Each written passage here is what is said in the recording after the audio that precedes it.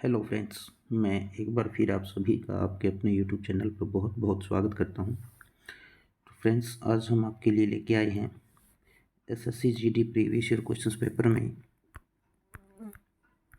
SSC GD constable जो previous year questions paper की हमारी सीरीज चल रही है। आज हम उसमें आपके लिए लेके आए हैं जीके और करंट अफेयर्स का जो प्रीवियस ईयर क्वेश्चन पेपर है, जो हुआ था 1/12/2021 को। शिफ्ट थी 4 से 5:30 के बीच में एसएससी जीडी कांस्टेबल 2021 में। तो इसमें आज हम जीके और करंट अफेयर्स के 25 क्वेश्चंस को सॉल्व करेंगे, जिसमें हम हर क्वेश्चंस का इसमें पोस्टमार्टम करेंगे। ठीक है, तो फ्रेंड्स, ज़्यादा टाइम वेस्ट ना करते हुए चलिए स्टार्ट करते हैं। देखते हैं क्वेश्चन नंबर 1 से क्वेश्चन नंबर 25 तक जो क्वेश्चंस आए थे सभी को। चलिए शुरू करते हैं क्वेश्चन नंबर 1 से। क्वेश्चन नंबर फर्स्ट है, सितंबर 2021 तक प्राप्त जानकारी के अनुसार इमैनुअल मैक्रोन किस देश के राष्ट्रपति हैं? ये करंट अफेयर से रिलेटेड क्वेश्चन है। 2021 में जो एनुअल मैक्रोन है वो किस देश के राष्ट्रपति है? वो है फ्रांस के राष्ट्रपति। किस देश के राष्ट्रपति है? फ्रांस के राष्ट्रपति। अगर हम बात करें फ्रांस की, तो फ्रांस की जो राजधानी है वो है पेरिस। फ्रांस की राजधानी क्या है? पेरिस है। और वहाँ के राष्ट्रपति कौन है? Emmanuel Macron. और अगर हम बात करें फ्रांस के पीएम की, प्राइम मिनिस्टर कौन है, तो वो है Edouard Philippe. Edouard Philippe. Edouard Philippe जो है वहाँ के प्रधानमंत्री हैं। अगर हम बात करें इटली की, तो इटली की अगर हम बात करें राजधानी की, तो राजधानी है इटली की रोम। इटली की राजधानी क्या है? रोम। अगर बात करें वहाँ के राष्ट्रपति की, प्रेसिडेंट की, तो इटली के प्रेसिडेंट है सेर्गियो मैटेरेला। सेर्गियो मैटेरेला वो यहाँ के राष्ट्रपति है। और अगर हम बात करें इटली के प्राइम मिनिस्टर की, तो वहाँ के प्राइम मिनिस्टर है जॉर्जिया मेलोनी।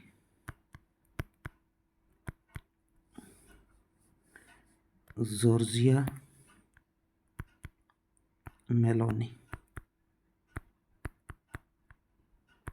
जॉर्जिया मेलोनी वहाँ के प्राइम मिनिस्टर है। अगर हम बात करें जर्मनी की, तो जर्मनी की जो राजधानी है वो है बर्लिन। जर्मनी की राजधानी क्या है? बर्लिन है। अगर हम बात करें जर्मनी के प्रेसिडेंट की,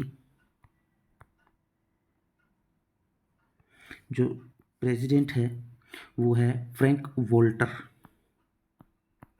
Frank Walter. Frank Walter Steinmeier. Steinmeier. Frank Walter Steinmeier. और अगर हम बात करें जर्मनी के प्राइम मिनिस्टर की, तो यहाँ पे प्राइम मिनिस्टर की जगह पे होता है चांसलर। प्राइम मिनिस्टर का पद यहाँ पे नहीं है, वो है चांसलर। और यहाँ के जो चांसलर है वो है ओलाफ सोल्स। Olaf souls. ठीक है। उसके बाद अगर हम बात करें ग्रीस की, तो ग्रीस की जो राजधानी है वो है एंथेस। एंथेस। और यहाँ के जो प्रेसिडेंट है, यहाँ के प्रेसिडेंट है कतेरीना स्केलोरोपुलू।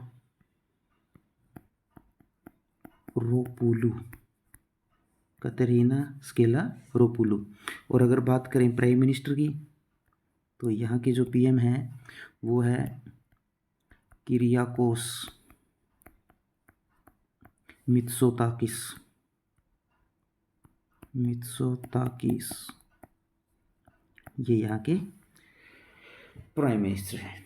ठीक है, ओके। चलिए चलते हैं अपने नेक्स्ट क्वेश्चन की तरफ। क्वेश्चन नंबर सेकंड हमारा क्या है? निम्नलिखित में से किस अमल को चींटी के काटते समय त्वचा में इंजेक्ट किया जाता है? कि मतलब जब हमें कोई चींटी काट लेती है तो हमें जो दर्द होता है वो किस अमल की वजह से होता है? अमल कौन सा अमल हमारे शरीर के अंदर जाता है? तो वो होता है हमारा फॉर्मिक अमल। कौन सा? फॉर्मिक। अगर हम फॉर्मिक अम्ल के रासायनिक सूत्र की बात करें तो फॉर्मिक अम्ल का जो रासायनिक सूत्र है वो होता है CH2O2। CH2O2, ठीक है। और ये जो फॉर्मिक एसिड होता है इसका दूसरा नाम होता है मेथेनोइक अम्ल। मेथेनोइक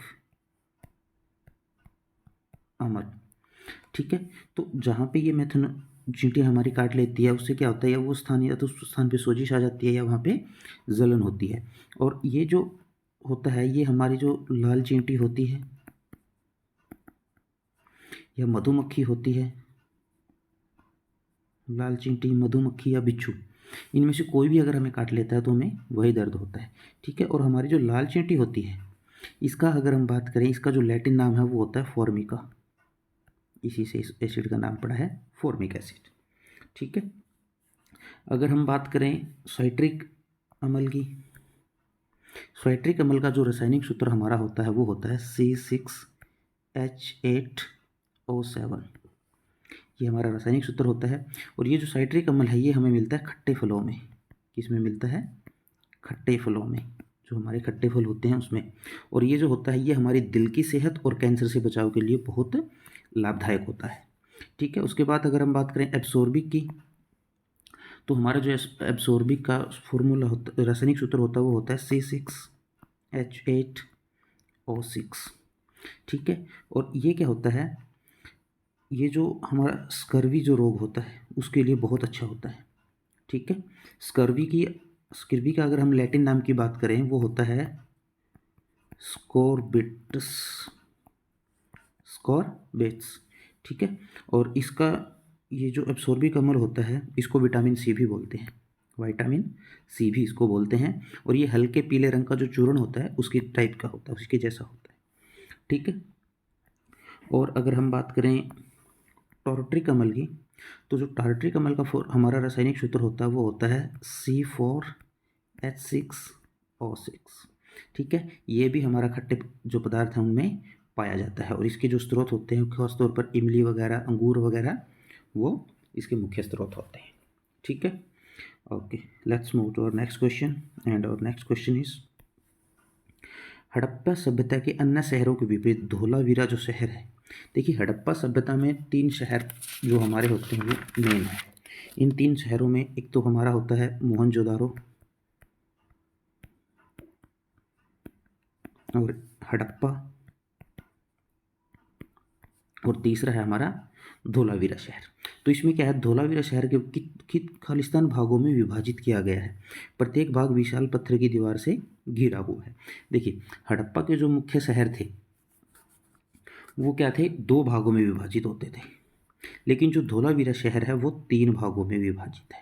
धोलावीरा जो शहर है वो 3 भागों में विभाजित है।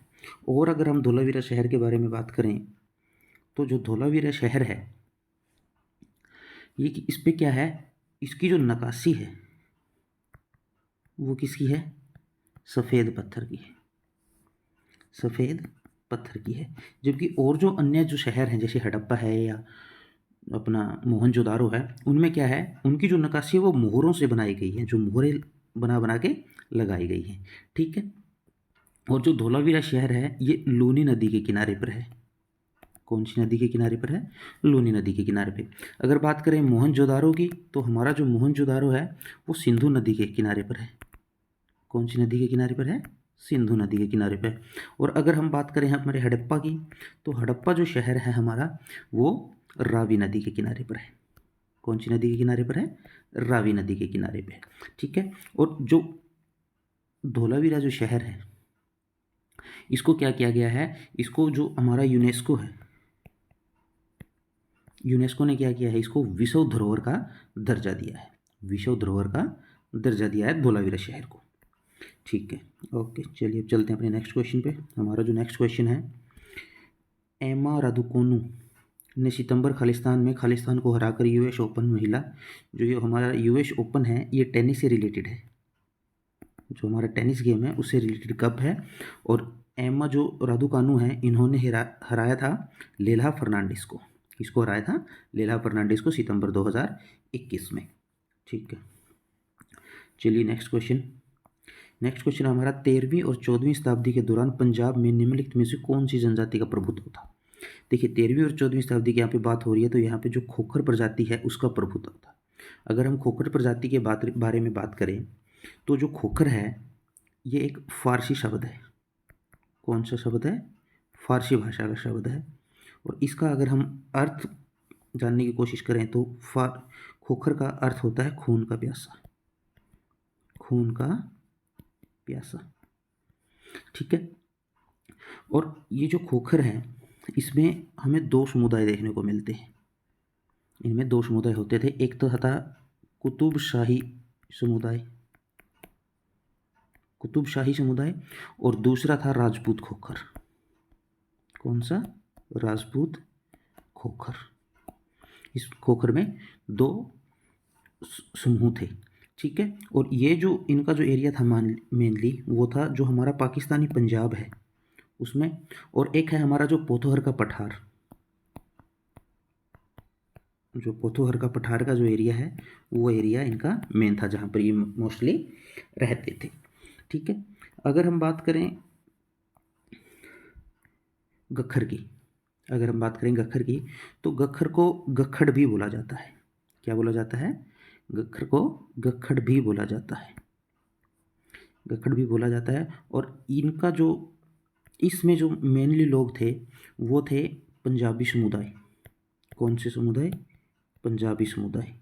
और इन पंजाबी समुदाय में जो मेनली लोग थे वो थे या तो अल्पसंख्यक हिंदू थे,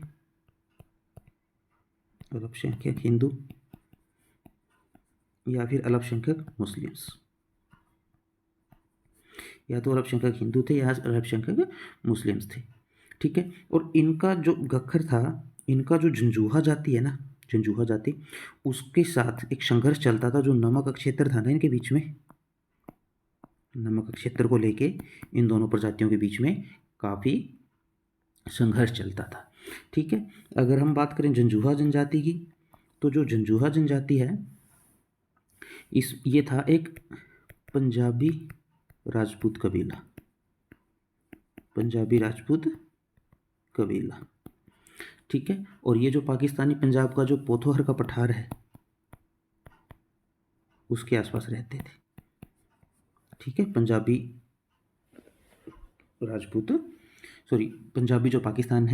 पाकिस्तानी जो पंजाब है उसका जो पोथोहर का पठार है उसके आसपास रहते थे, ठीक है।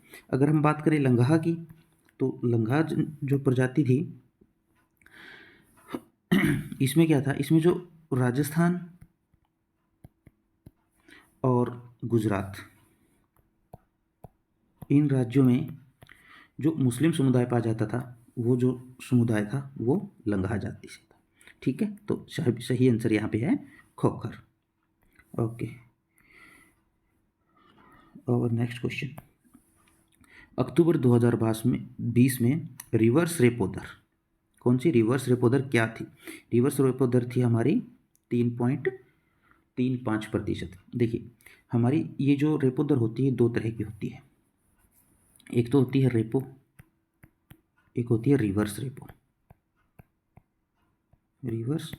रेपो। अब इन दोनों में क्या डिफरेंस? देखिए रेपो दर तो वो होती है जब आरबीआई जो है हमारा वो किसी बैंक को ऋण देता है और उससे जो ब्याज की दर लेता है वो होती है हमारी repo there.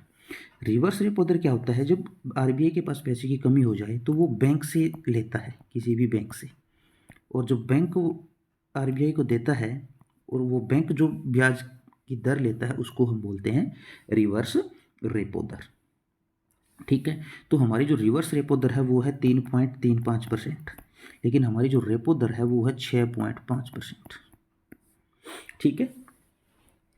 Okay, let's move to our next question था हमारा, निम्नलिखित में से किस प्रकार के बैंकों का संचालन मुख्यतः ऑनलाइन होता है और उनका कोई भौतिक शाखा या नेटवर्क नहीं होता है? तो उनको बोला जाता है नियो बैंक। इनकी कोई भौतिक शाखा नहीं होती कि जहाँ पे आप जाके ब्रांच में जाके अपना कोई काम करो, इनका मोस्टली जो काम है वो सारा ऑनलाइन होता है, उनको बोलते हैं नियो बैंक, ठीक है। उसके बाद जो शेडो बैंक होते हैं ये सिर्फ ऋण देने का काम करते हैं, ये सिर्फ क्या करते हैं, ऋण देते हैं। जैसे छोटे मोटे जो व्यापारी है, जो बड़े व्यापारी है, उन सभी को ऋण देते हैं। ठीक है। वाणिज्यिक जो बैंक होते हैं, वाणिज्यिक बैंकों में क्या होता है, मेनली इनमें करंट अकाउंट्स जो हमारे होते हैं। ठीक है, हमारे जो करंट अकाउंट होते हैं वो वाणिज्यिक बैंकों में होते हैं। ये मेनली आपको जो व्यापार के लिए ऋण वगैरह देते हैं। ठीक है। उसके बाद आती है रिटेल बैंक। हमारे जो नॉर्मल बैंक होते हैं जिसमें हमारे सेविंग अकाउंट वगैरह होते हैं, वो हमारे होते हैं रिटेल बैंक। ठीक है। Okay, let's move to our next question. हमारा जो नेक्स्ट क्वेश्चन है, जैन धर्म के 24वें और अंतिम तीर्थंकर वर्धमान स्वान महावीर का जन्म 6वीं शताब्दी ईस्वी पूर्व में कहाँ हुआ था? तो हमारे जो वर्धमान महावीर थे उनका जन्म हुआ था बिहार में। कहाँ हुआ था? बिहार में। ठीक है। तो अगर हम वर्धमान महावीर के बारे में बात करें, इनका जो जन्म था ये हुआ था 540 ईसा पूर्व। ठीक है। और कहाँ हुआ था? ये हुआ था वैशाली गणराज्य के कुंडग्राम में। वैशाली गणराज्य के कुंडग्राम में। ठीक है, जो कहाँ पे है? बिहार में। ठीक है। और इन्होंने क्या किया था, इनकी आयु जब 30 वर्ष की थी, या मतलब जब 30 वर्ष के ये हुए थे, तो 30 वर्ष की आयु में इन्होंने घर छोड़ दिया था। और 12 वर्ष की इन्होंने क्या की थी? कठिन तपस्या की थी। और उस कठिन तपस्या के बाद 72 वर्ष की उम्र में इनकी मृत्यु हो गई थी। इन्होंने मोक्ष प्राप्त कर लिया था। और इन्होंने ये जो मोक्ष प्राप्त किया था, ये किया था पावापुरी में। कहाँ किया था मोक्ष प्राप्त? पावापुरी में। और ये पावापुरी कहाँ है? बिहार के नालंदा जिला में। बिहार राज्य के नालंदा जिले में पावापुरी में इन्होंने मोक्ष प्राप्त किया था। ठीक है। और अगर वर्धमान महावीर के हम अन्य नामों की बात करें, तो इनके अन्य जो नाम थे वो थे वीर, अतिवीर, वर्धमान,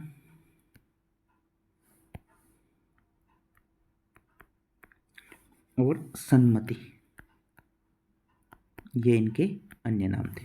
और अगर हम बात करें इनकी शिक्षाओं की, तो इनकी शिक्षाओं में सबसे पहले था अहिंसा। उसके बाद था अपरिहार्य, अपरिग्रह, सॉरी, अपरिग्रह, घर का त्याग। और उसके बाद थी इनकी एक अनेकतावाद,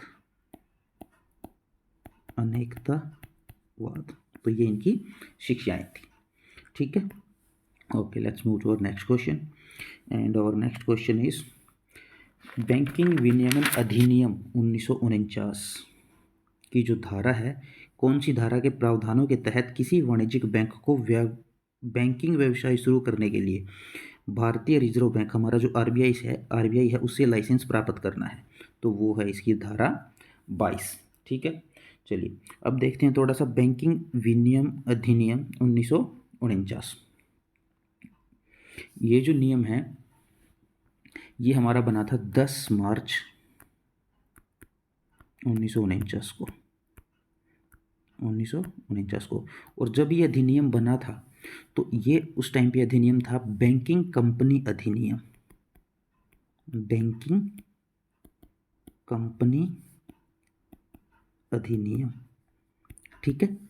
तो उसके बाद इसको बैंकिंग विनिमय अधिनियम बनाया गया था 1 मार्च 1966 को। ठीक है, 1 मार्च 1966 को। और ये किसके लिए बनाया गया था? ये जो हमारे बैंकिंग सिस्टम है उसको नियंत्रित करने के लिए बनाया गया था, ताकि जो हमारा जो आरबीआई है वो हमारे पूरे बैंकिंग सिस्टम को नियंत्रित कर सके। और 2020 में क्या हुआ, जो हमारे सहकारी बैंक है, जो हमारे सहकारी बैंक है वो भी इस नियम के अंडर आके आरबीआई के अंडर आ गए। ठीक है।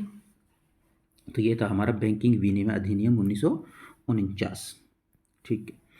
Let's move to next question. Next question हमारा क्या है, निम्नलिखित में से कौन सा एक प्राकृतिक पारिस्थितिक तंत्र, इकोसिस्टम? देखिए, सबसे पहले तो हम बात करते हैं इकोसिस्टम की। इकोसिस्टम की जो खोज थी, इकोसिस्टम की जो खोज थी वो की थी सर आर्थर जॉर्ज टेंसले ने। सर आर्थर जॉर्ज टेंसले ने, और ये की थी इन्होंने 1935 में, 1935 में। ठीक है। उसके बाद अगर हम बात करें कि इकोसिस्टम होता है क्या है, या प्राकृतिक पारिस्थितिक तंत्र होता है क्या है, इसमें क्या होता है, हमारा जो जीवमंडल है जिसमें हमारे सभी जीव आते हैं, जीवमंडल के सभी संगठनों का समूह जो पारिस्थितिक क्रिया में सम्मिलित होते हैं। ठीक है। तो हमारा जो पारिस्थितिक तंत्र है इसके मेनली दो घटक होते हैं, एक होता है जैविक घटक, एक होते हैं अजैविक घटक, जैविक घटक और अजैविक घटक। ठीक है। और जो हमें नीचे दिए गए हैं उनमें से जो पारिस्थितिक तंत्र है हमारा वो है रेगिस्तान। ठीक है। बांध कृत्रिम है, बगीचा कृत्रिम है, और जो एक्वेरियम है वो भी कृत्रिम है, ये मानव निर्मित है, और जो रेगिस्तान है ये प्राकृतिक है। और अगर हम बात करें सबसे बड़ा जो हमारा प्राकृतिक पारिस्थितिक तंत्र है वो है हमारा महासागर। कौन है हमारा? महासागर। सबसे बड़ा जो पारिस्थितिक तंत्र है वो हमारा है महासागर।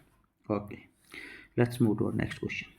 और नेक्स्ट क्वेश्चन इज, अक्टूबर 2020 में foundation of environment education Denmark द्वारा अंतर्राष्ट्रीय ब्लू फ्लैग प्रमाणन से सम्मानित किए जाने वाले 8 समुद्री तटों में निम्नलिखित में से कौन है? ठीक है। तो इसमें हमारा जो है शिवराजपुर है। अक्टूबर 2020 के foundation of environment education Denmark द्वारा अंतर्राष्ट्रीय ब्लू फ्लैग प्रमाण से सम्मानित जो हमारा तट है उसमें हमारा तट है Shivrajpur. Okay, let's move to our next question. और next question is, film Thalaivi अभी सितंबर 2021 में रिलीज हुई थी, वो किसके जीवन पर आधारित है? ये हमारी जो जयललिता हैं उनके जीवन पर आधारित है, और ये हमारी पूर्व मुख्यमंत्री हैं, पूर्व सीएम है साउथ के एक स्टेट की, और इनकी जो मूवी में जो इनका रोल है वो किसने किया है? कंगना रनौत ने। ठीक है, किसने किया है? कंगना रनौत ने। Okay, let's move to our next question. और नेक्स्ट क्वेश्चन इज, पंजाब में मनाया जाने वाला लोहड़ी त्योहार प्रतिवर्ष किस महीने में मनाया जाता है? जनवरी महीने में मनाया जाता है। किस महीने में मनाया जाता है? जनवरी महीने में मनाया जाता है, और ये 13 जनवरी को मनाया जाता है। ठीक है। Okay, let's move to our next question. Next question हमारा क्या है? स्वस्थ वायु स्वस्थ ग्रह, हेल्दी एयर हेल्दी प्लेनेट 2021 ये हमारा दिवस मनाया गया है। ठीक है, क्या मनाया गया है? हमारा दिवस मनाया गया है स्वस्थ वायु स्वस्थ ग्रह। 2021 के खालिस्तान की विषय वस्तु थी। ये जो हमारा दिवस था स्वस्थ वायु स्वस्थ ग्रह 2021 में जब हमने मनाया, तो इसकी जो विषय वस्तु थी वो थी नीले आसमान के लिए स्वच्छ हवा के अंतर्राष्ट्रीय दिवस। ये जो हमने दिवस मनाया था नीले आसमान के लिए स्वच्छ हवा के अंतर्राष्ट्रीय दिवस, उसकी जो विषय वस्तु थी वो थी स्वस्थ वायु स्वस्थ ग्रह। ठीक है। और ये जो दिवस है हमने ये बनाया था 7 सितंबर को। कब मनाया था? 7 सितंबर को। तो ये जो थीम थी या जो विषय वस्तु थी ये 2021 में थी, लेकिन इस बार जब इसको 2023 में मनाया गया तो इसकी विषय वस्तु क्या थी? तो इसकी विषय वस्तु थी, हमें स्वच्छ हवा के लिए मिलकर काम करना चाहिए। किसके लिए? स्वच्छ हवा के लिए क्या करना चाहिए? मिलके काम करना चाहिए। ठीक है। इस बार जो 7 सितंबर 2023 को ये दिवस हमने मनाया नीले आसमान के लिए स्वच्छ हवा के लिए अंतर्राष्ट्रीय दिवस, उसकी जो थीम थी वो थीम थी हमें स्वच्छ हवा के लिए मिलके काम करना चाहिए। ठीक है। उसके बाद अगर हम बात करें पृथ्वी दिवस की, तो हमारा जो पृथ्वी दिवस है, पृथ्वी दिवस हम मनाते हैं 22 अप्रैल को। कब मनाते हैं पृथ्वी दिवस? 22 अप्रैल को। और इसकी जो हमारी थीम थी इस बार 2023 में वो थी invest in our planet. Invest in our planet. ठीक है। उसके बाद अगर हम बात करें विश्व पर्यावरण दिवस की, तो सभी को पता है विश्व पर्यावरण दिवस हम मनाते हैं 5 जून को, 5 जून को। और इसकी जो इस बार की थीम थी वो थी हर किसी के स्वास्थ्य से संबंधित। हर किसी के स्वास्थ्य से संबंधित, ये इस बार इसकी थीम थी। उसके बाद अगर हम बात करें विश्व ओजोन दिवस की, तो विश्व ओजोन जो दिवस है वो हम मनाते हैं 16 सितंबर को। कब मनाते हैं? 16 सितंबर को। ठीक है। और इसकी जो इस बार की थीम थी वो थी ओजोन परत को ठीक करना और जलवायु परिवर्तन को कम करना। ठीक है। जो ओजोन परत है उसको ठीक करना और जो जलवायु परिवर्तन हो रहा है, जलवायु परिवर्तन जो हो रहा है उसको कम करना। ओजोन परत को ठीक करना और जलवायु परिवर्तन को कम करना। ठीक है। Okay, let's move to our next question. और नेक्स्ट क्वेश्चन इज, निम्नलिखित में से किस दिन को international day to end impunity for crime against journalism, इसका मतलब है पत्रकारों के विरुद्ध अपराधों के लिए दंड मुक्ति को समाप्त करने के लिए जो अंतर्राष्ट्रीय दिवस है वो कब मनाया जाता है? वो मनाया जाता है 2 नवंबर को। इसमें क्या होता है कि हमारे जो पत्रकार हैं वो जब अपनी पत्रकारिता करते हैं तो कई बार उन्हें ऐसी खबरों का खुलासा करना पड़ जाता है जिससे उनको सज़ा वगैरह के प्रावधान है कि उनको सज़ा हो जाती है।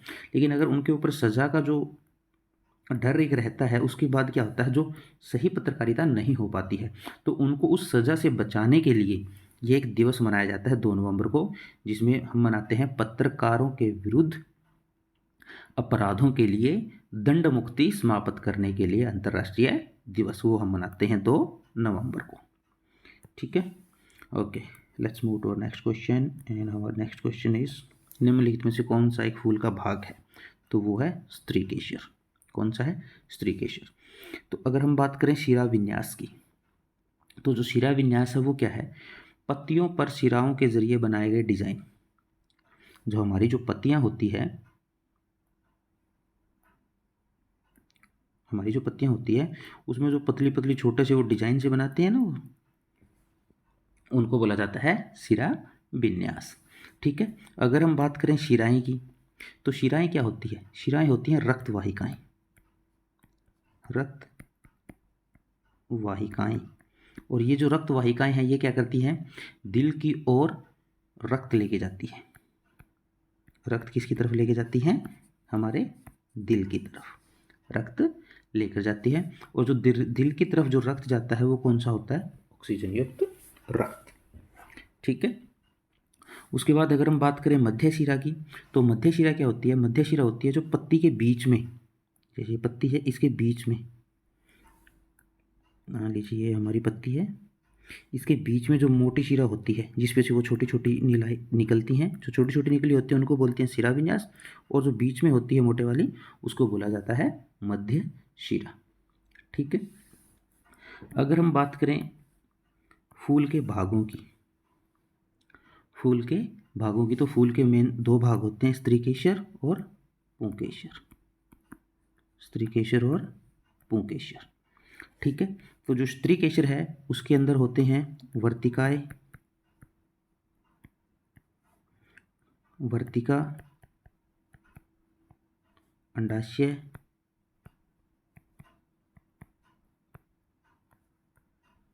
और बीजांड, ये होते हैं स्त्रीकेसर के अंदर। और पुंकेसर के अंदर रहते हैं परागकोश,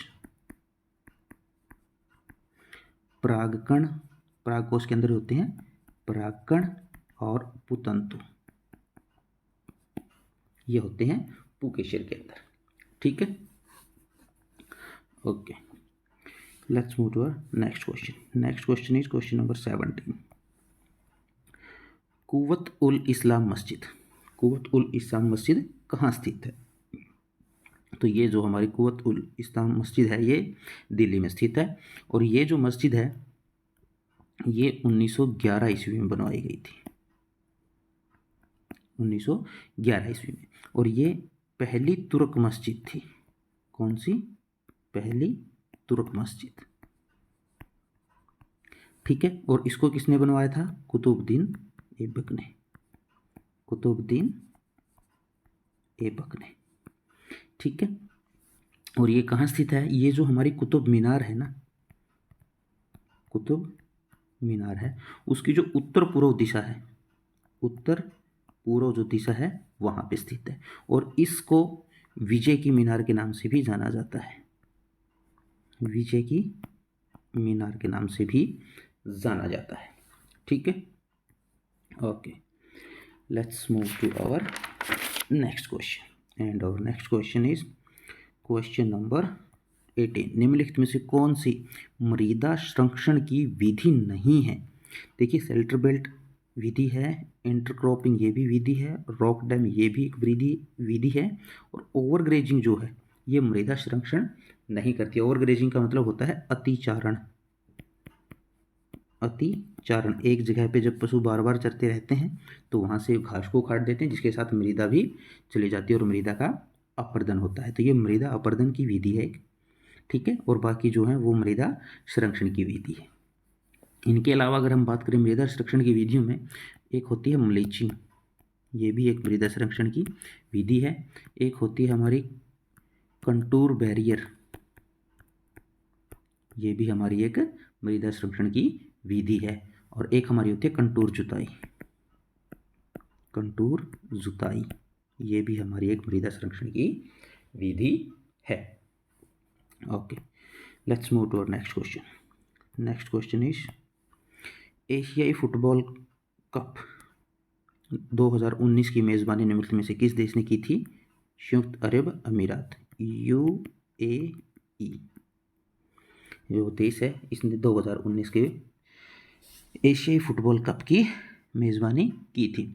अब जो आगे एशियाई फुटबॉल कप होगा वो होगा 2024 में, और उसकी जो मेज़बानी है वो करेगा कतर। कौन करेगा? कतर। वैसे ये कप 2023 में होना था, अक्टूबर 2023 में होना था, लेकिन कुछ कारणों की वजह से इसको पोस्टपोन कर दिया गया। अब ये 2024 में होगा, जनवरी या फरवरी में, और इसकी जो मेज़बानी है वो कतर करने वाला है। Okay, let's move to our next question, and और नेक्स्ट क्वेश्चन इज निम्नलिखित में से कौन सा शहर विजयनगर के मध्यकालीन हिंदू राज्य से संबंधित अपने खंडहरों के लिए प्रसिद्ध है और इसे विश्व विरासत स्थल घोषित किया गया है? तो वो हमारा शहर है हम्पी। कौन सा शहर है? हम्पी। जो हम्पी शहर है ये पहले प्राचीन समय में विजयनगर जो साम्राज्य था हमारा, विजयनगर जो हमारा साम्राज्य था उसकी राजधानी होता था। ठीक है, और जो हम्पी शहर है वो हमारा जो तुंगभद्रा हमारी नदी है, तुंगभद्रा नदी, उसके किनारे पर बसा हुआ है। ठीक है, यूनेस्को ने इसको विरासत स्थल घोषित किया है, और ये अपने खंडहरों के लिए प्रसिद्ध है। किसके लिए? खंडहरों के लिए। उसके बाद अगर हम बात करें हमारे डांडोली की, इस चारों के चार शहर हमारे कर्नाटक राज्य में है। कौन से राज्य में है? कर्नाटक राज्य में है। ठीक है, तो जो डांडोली है ये कर्नाटक का जो कन्नड़ जिला है, कन्नड़ जो जिला है कर्नाटक का, उसमें स्थित है। ठीक है, और ये डांडोली काली नदी के किनारे पर स्थित है। कौन सी नदी के किनारे पर?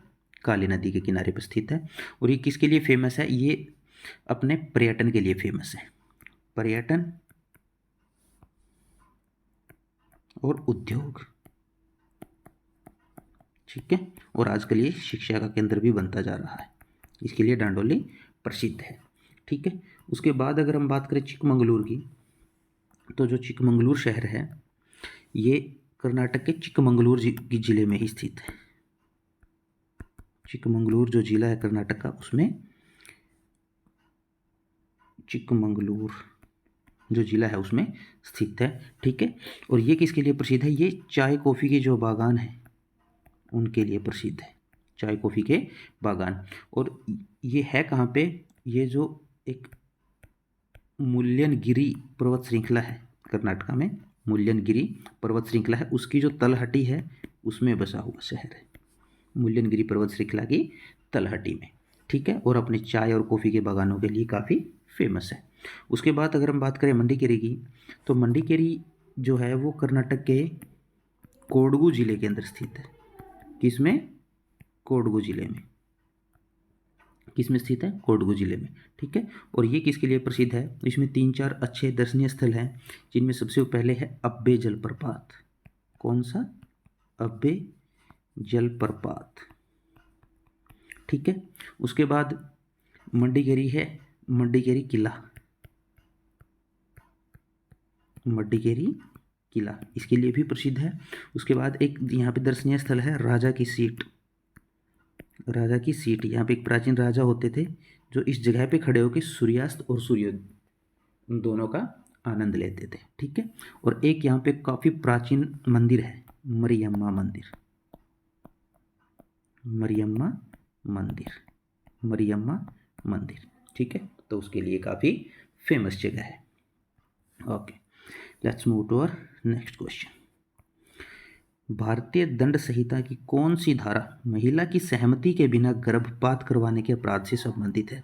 मतलब महिला सहमत नहीं है लेकिन उसका गर्भपात अगर करवा दिया जाए तो वो धारा 313 है। ठीक है। धारा 314 में क्या है? धारा 314 में क्या है? इसमें क्या होता है, अगर गर्भवती जो महिला है उसका गर्भपात करवा दिया जाए, गर्भवती महिला का गर्भपात करवा दें और उसमें महिला की मृत्यु हो जाए, गर्भवती महिला का गर्भपात करवा दिया लेकिन उसमें गरीब महिला की क्या हो गई, मृत्यु हो गई, तो वहाँ पे धारा 314 लागू होती है। अगर बात करें धारा 315 की, धारा 315 हमारी है भ्रूण हत्या, जो हमारी भ्रूण हत्या है और शिशु हत्या है, भ्रूण हत्या और शिशु हत्या। और भ्रूण हत्या और शिशु हत्या में क्या अंतर है? जब गर्भ में बच्चे को मार दिया जाता है वो होती है भ्रूण हत्या, और जब बच्चा 1 साल से छोटा है तब उसकी अगर हत्या कर दी जाए वो आती है शिशु हत्या। उस वहाँ पे हमारी कौन सी धारा लागू होती है? 315। अगर बात करें 312 की, 312 कहाँ लागू होती है? 312 होती है जब गर्भवती महिला की सहमति से भी अगर गर्भपात हो रहा है, अगर महिला भी उसमें इच्छुक है उसके बाद भी अगर गर्भपात हो रहा है तो वहाँ पे हमारी धारा 312 यूज होती है। गर्भवती महिला की सहमति से सिर्फ एक ही कंडीशन में गर्भपात करवाया जा सकता है, अगर महिला की जान को कोई खतरा है तो। गर्भवती महिला की जान को अगर खतरा है तो उसको बचाने के लिए गर्भपात करवाना आपराधिक मामला नहीं है। लेकिन अगर ऐसा कुछ नहीं है और महिला की सहमति से भी गर्भपात हो रहा है तो वहाँ पे 312 की धारा के अकॉर्डिंग सजा का प्रावधान है।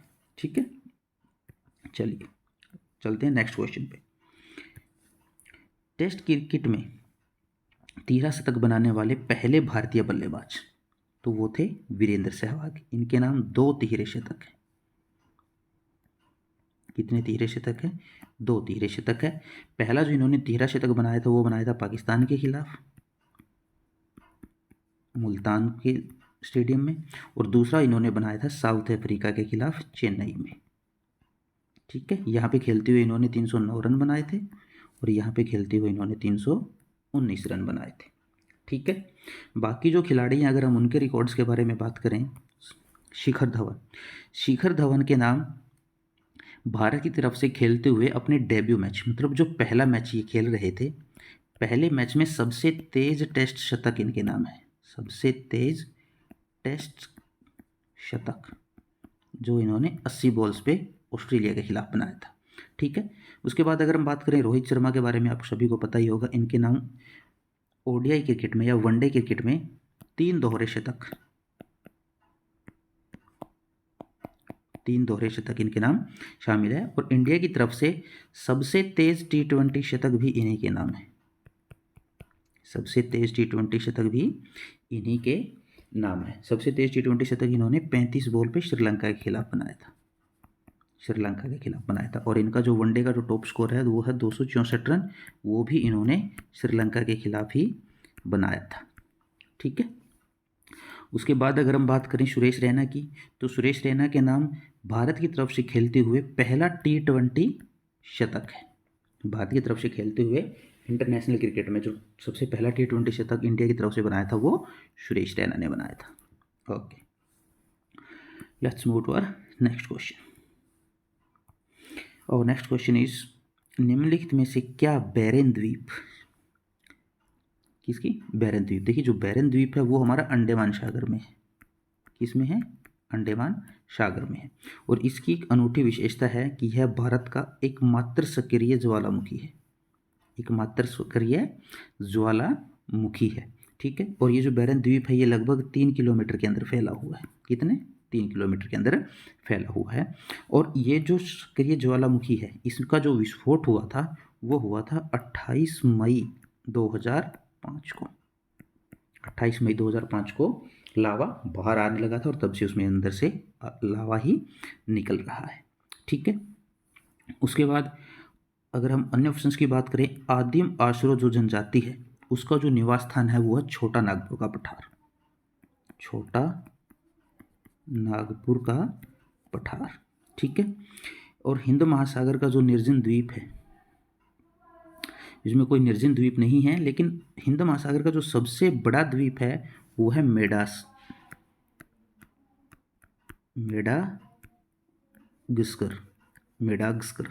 ठीक है। ये हिंद महासागर का सबसे बड़ा द्वीप है। ठीक है। उसके बाद अगर हम बात करें भारत की सबसे बड़ी खारे पानी की झील तो वो है चिल्का झील। कौन सी? चिल्का झील। और ये कहाँ पे है? हमारे उड़ीसा राज्य में। कौन से राज्य में है? उड़ीसा राज्य में। ठीक है। Okay, let's move to our next question.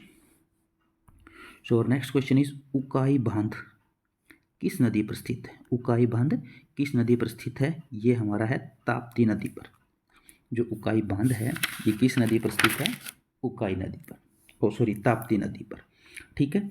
जो हमारी ताप्ती नदी है इसका दूसरा नाम है सूर्यपुत्री। दूसरा नाम इसका क्या है? सूर्यपुत्री। ठीक है। और उकाई के अलावा इस पर एक और जो मुख्य बांध है वो है काकड़ापार बांध। काकड़ापार बांध। ठीक है। अगर बात करें हम माही नदी की तो माही नदी का जो दूसरा नाम है वो है महिसागर। माही नदी का जो दूसरा नाम है वो क्या है? महिसागर। और इसके ऊपर 3 मुख्य बांध है। 3 मुख्य बांध है। कौन कौन से?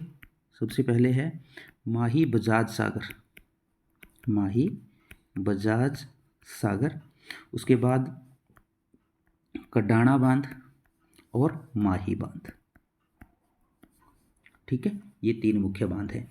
उसके बाद अगर हम बात करें करजन नदी की तो करजन नदी के ऊपर एक मुख्य बांध है वो है करजन बांध। ठीक है। उसके बाद अगर हम बात करें नर्मदा नदी की, नर्मदा नदी पर कुल 30 बांध हैं। कितने बांध हैं? 30 बांध हैं। और इसका जो मुख्य बांध है वो है सरदार सरोवर। सरदार सरोवर। और इस सरदार सरोवर बांध पर मध्य प्रदेश और गुजरात के बीच में काफ़ी झगड़ा चलता रहता है पानी को लेके, सरदार सरोवर बांध पर। ठीक है। Okay, let's move to our next question and our next and last question is अक्टूबर 2020 तक आंकड़ों के अनुसार भारत सरकार ने खालिस्तान अनाजों के न्यूनतम समर्थन मूल्य तय किया था। तो वो किया था 7 अनाजों के लिए।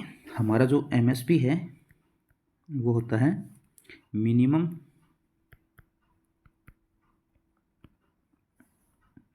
Support price. Minimum support price इसको हमारी जो भारत सरकार है वो तय करती है, ताकि जब किसान अपने अनाज को या अपनी फसल को बेचने जाए तो वो MSP के ऊपर ही बेचे, MSP से नीचे उसको कोई खरीद ना सके। तो हमारे जो किसान हैं उनके जो अनाजों के या फसलों के जो दर मूल्य होते हैं वो MSP के अकॉर्डिंग निर्धारित किए जाते हैं कि इससे कम पे कोई भी उस अनाज को न खरीद सके। ठीक है। तो फ्रेंड्स, आज की वीडियो में इतना ही। आज हमने किए GK के 25 क्वेश्चन। आशा करते हैं आज की वीडियो आपको पसंद आई होगी। अगर आपको वीडियो पसंद आई है तो वीडियो को लाइक करें, शेयर करें, चैनल को सब्सक्राइब करो और आपके जितने भी साथी हैं आप सभी के साथ ज़्यादा से ज़्यादा वीडियो को शेयर करें, ताकि आपके साथी भी इस क्वेश्चन का लाभ उठा सकें। तो फ्रेंड्स, आज की वीडियो में इतना ही। मिलते हैं आपसे नेक्स्ट वीडियो में। तब तक के लिए थैंक यू।